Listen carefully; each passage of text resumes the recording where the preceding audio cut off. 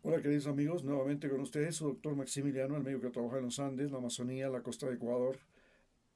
y que además ha trabajado con la Federación de Rusia y que hoy le va a hablar a ustedes acerca de lo que está pasando en el continente americano, donde las cosas han ido de mal en peor desde la llegada de Donald Trump. La llegada de Donald Trump ha sido para América Latina un momento crítico en el que primero los latinoamericanos sobre todo han sido deportados masivamente desde Estados Unidos y nos convertimos en los párias del planeta. Hemos, somos lo que fueron los judíos antes del siglo XXI. Los judíos que un día fueron expulsados de España, luego perseguidos en Europa y finalmente Hitler hizo con ellos una masacre. Hoy los latinoamericanos nos sentimos en el mismo rol que un día se sintieron los judíos antes del siglo XXI. Al mismo tiempo, en América Latina hemos vivido la zozobra porque Estados Unidos quiere una guerra con Venezuela, que es en definitiva una guerra con América del Sur. Y esta guerra con América del Sur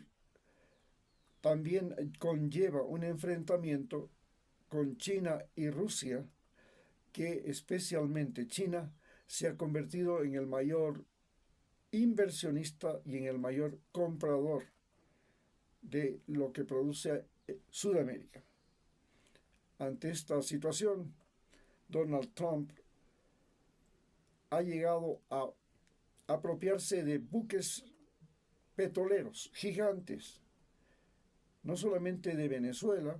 se ha apropiado de buques de Rusia, de China, y hoy la Armada norteamericana que está en el Caribe, que es la más grande armada que ha llegado a costas del continente americano, especialmente latinoamericano y sudamericano, nos enfrenta a una situación tan crítica y de zozobra porque significa que una guerra va a producir millones de desplazados. Ya hemos visto cómo la guerra económica de Estados Unidos contra Venezuela produjo más de 7 millones de desplazados, de migrantes, y esos migrantes invadieron Ecuador, invadieron Perú, invadieron Chile, Argentina, Brasil, toda Sudamérica, y luego terminaron invadiendo Estados Unidos, de donde hoy son sacados después de que por mucho tiempo Estados Unidos consideraba que los migrantes venezolanos eran dignos de lástima y de auxilio por parte del gobierno norteamericano. Sin embargo, la perspectiva que tenemos delante es que este enfrentamiento, si se llega a producir en los próximos meses, también incluye un enfrentamiento con Colombia, pues el ejército colombiano, que es el ejército más entrenado de Sudamérica por los norteamericanos, para enfrentar guerra de guerrillas, guerra urbana y guerra rural, entonces se enfrentaría contra el mismo ejército norteamericano, contra sus propios instructores, porque el ejército colombiano indudablemente va a entrar a actuar junto con el ejército venezolano y junto con el ejército Chun de Rusia, que es el que le está proveyendo fundamentalmente de equipo bélico. A esto se suma que la guerrilla, ya el ejército del ELN, el Ejército de Liberación Nacional de Colombia, ha manifestado que él va a luchar al lado del ejército venezolano en el caso de que Estados Unidos hiciera una invasión a Venezuela. Ecuador, en cambio, está en una situación un poco crítica, y no poco, bastante crítica. Primero, el presidente convocó un plebiscito a una consulta popular para ver si se mantenía o se iban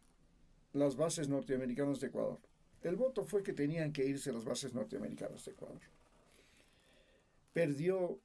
esa posibilidad y en teoría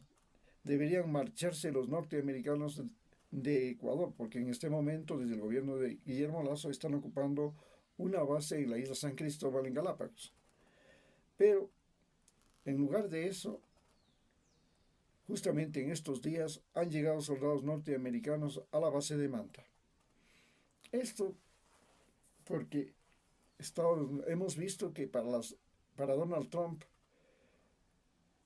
las elecciones, los presidentes, lo que digan otros gobiernos le vale un comino. Él simplemente califica a un presidente de terrorista, de guerrillero, de enemigo del Estado norteamericano y punto ya, eso es todo. Él puede mover al ejército norteamericano y hacer una guerra sin siquiera pedirle permiso al Congreso, algo que no lo había hecho ningún otro presidente en la historia de los Estados Unidos. Hoy nosotros estamos metidos en el meollo de la pelea entre Venezuela y Estados Unidos, porque ya desde 1999 Estados Unidos utilizó la base de Manta para acciones bélicas, no solamente en Colombia, sino que también monitoreó todo lo que es Venezuela, porque en ese momento ya llega al año 2000, ya subió Chávez al poder, y desde Ecuador era monitoreado, era vigilado a Venezuela, y además desde el Ecuador se vigila la navegación en el Pacífico, sobre todo de los buques que cruzan el Canal de Panamá y de lo que es la flota china en el Pacífico. Esto es lo que nos ha puesto a los ecuatorianos en zozobra y más aún luego de que Ecuador, como país dolarizado, se ha convertido en la principal lavandería de dólares de los carteles y las mafias del mundo, la mafia albanesa, las mexicanas, las colombianas, de los lavadores de dinero del planeta Tierra. Y al mismo tiempo Ecuador se ha convertido en un peón, en un país títere de los Estados Unidos, con un presidente norteamericano nacido en los Estados Unidos, pero que es también ecuatoriano, y que simplemente está al servicio de Donald Trump para adorarlo, hace todo lo que Donald Trump le diga, se entrega a Donald Trump. Es un presidente que inclusive ha cogido a Jorge Glass, el ex vicepresidente de Correa, como trofeo político y como escarmiento para que cualquier otro ecuatoriano sepa lo que puede pasar si es que al señor presidente del Ecuador se le cruzan los demonios por la cabeza. Y todos los ecuatorianos vemos cómo Donald Trump es capaz de convertir su demencia senil en un peligro para toda la humanidad, pues maneja la bomba atómica, bombas atómicas numerosas, maneja el ejército, entre comillas, uno de los más poderosos del mundo, ya no podemos decir que es el más poderoso, y lo que es más grave, maneja a la policía, al ejército, a la justicia, al presidente, al parlamento, al sistema electoral del Ecuador. Estamos en manos de Donald Trump. Y eso no pasa solamente con Ecuador. Ahora también pasa con Bolivia, pasa con Chile, pasa con Honduras, pero países como México, Brasil, son los que están levantando la cabeza junto con Colombia. Muchas gracias.